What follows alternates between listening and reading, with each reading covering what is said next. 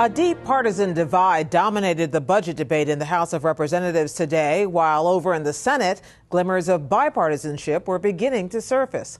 NewsHour congressional correspondent Kwame Holman has the story. The House and Senate pursued divergent paths today to cutting the deficit and raising the debt limit, even as yet another possible alternative emerged, which garnered a presidential embrace. In a visit to the briefing room with little warning, the president pointed to some progress being made among negotiators, but said more needed to be done. The problem we have now is we're in the 11th hour, and we don't have a lot more time left. Mr. Obama praised the work of a bipartisan group of senators known as the Gang of Six. The group released the framework of a deal today that would cut roughly $4 trillion from the deficit over the next decade. The savings would come from cuts to discretionary spending, including defense programs, reforms to federal health care programs such as Medicare and Medicaid, and it also would include $1.2 trillion in new revenues. At the Capitol this afternoon, Senate Republican leader Mitch McConnell said he would withhold judgment on the plan. I don't have an opinion yet. I commend the senators who were involved in it for all the work. They've spent a lot of time on this. The Senate's majority leader, Democrat Harry Reid, also refrained from immediately endorsing the proposal. These are things I'm interested in, but for me to say I love this bill that other people worked on for months and months, I can't do that. But the framework did get a nod from a member of the Republican leadership, Tennessee's Lamar Alexander. They've worked for 6 months. They've had disagreements. They've been like old married couples. You know, they've quit and fought and come back. They've studied complex issues. They've come to a bipartisan agreement, and I support it. And the president said the group's approach was on the same playing field with his vision for deficit reduction. The framework that they put forward is broadly consistent with what we've been working on here in the White House and with the presentations that I've made to the leadership when they've come over here. The president also said time was running out for symbolic gestures, but as he was speaking, the U.S. House was engaged in a debate on a Republican-led effort to raise the debt ceiling that appeared destined to fail in the Senate. The measure, dubbed Cut, Cap, and Balance, would allow the government to raise the debt ceiling by $2.4 trillion, but only after immediate spending cuts. It would slash $6 trillion over the next decade, cap next year's operating budgets for federal agencies, and require Congress to adopt a balanced budget amendment to the U.S. Constitution. House Majority Leader Eric Cantor said the plan would get the nation's fiscal house in order. Cut, Cap, and Balance makes sure that we begin to treat taxpayer dollars more responsibly, just like families and businesses do with their own budgets. We need to act today. We cannot continue to kick the can down the road. Democrats, such as Kentucky's John Yarmuth, accused Republicans of playing politics with the country's fiscal health. So what Cut, Cap, and Balance would really mean is slash, shred, and punish. Slash the budget, shred the safety net, and punish the American citizens who can least afford it. With the president pledging again today to veto the measure, House Speaker John Boehner said alternatives must be considered. I do think it's responsible for us to look at what Plan B would look like. And the leadership had a long conversation yesterday about Plan B. There are a lot of options available to us. There have been no decisions made as yet. A decision must be made soon, though, with the deadline to raise the country's borrowing limit now just 2 weeks away. Now to Judy Woodruff for more.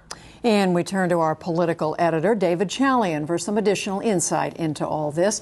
So, David, let's talk about this Gang of Six. This is a group we haven't heard much from recently. What's behind this proposal that's suddenly getting all this attention? You remember back last year, the president had a fiscal commission led by Alan Simpson and Erskine Bowles, a bipartisan commission to recommend how to deal with long-term deficit reduction and getting debt under control. The whole notion of the Gang of Six, its creation, was to try to take those Simpson-Bowles recommendations and turn them into legislation that can pass the Congress.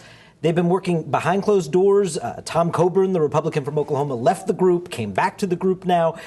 It never quite looked like they were going to be able to produce something. And to be clear, they still haven't produced legislation.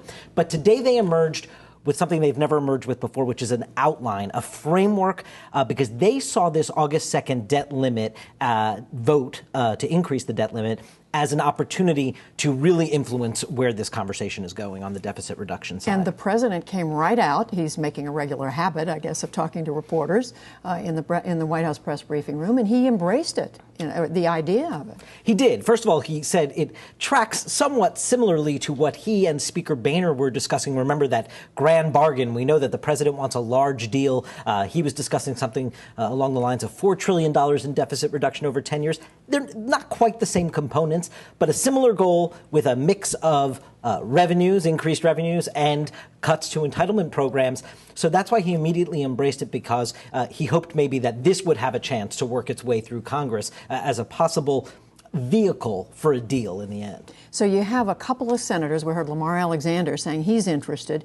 But the Senate is one thing, David. The House is something altogether different. This is entirely the rub right now, Judy, are these House Republicans who have seemed unwilling to consider anything that has a revenue enhancing revenues as a component to the deal.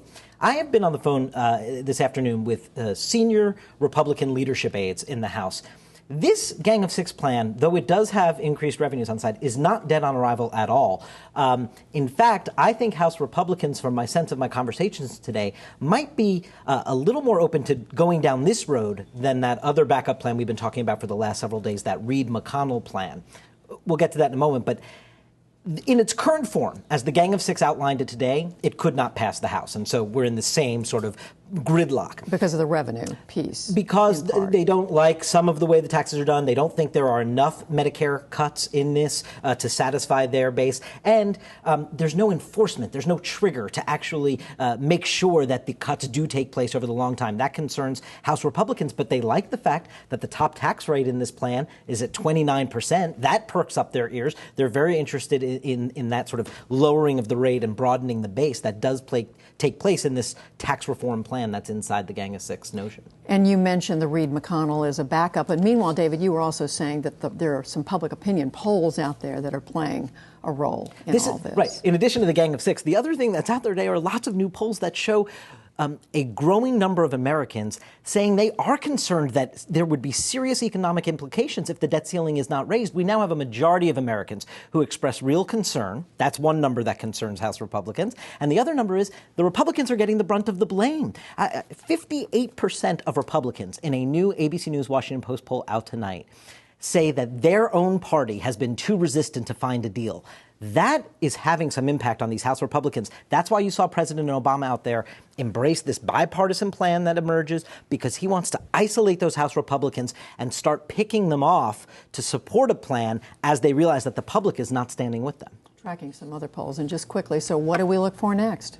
Well, I do think we now look to see this Gang of Six plan move into legislative language, because this is where the cliche is true. The devil is in the details. And the clock's ticking. And the clock is ticking. And so one House Republican aide said to me today, the good news is we have a new vehicle to consider here, because nobody over here really loves the Reid-McConnell plan to give the president authority to raise the debt limit. The bad news is we don't have much time to get it done. Well, we'll watch, and I know you will watch. David Chalian, thank you. Thank you.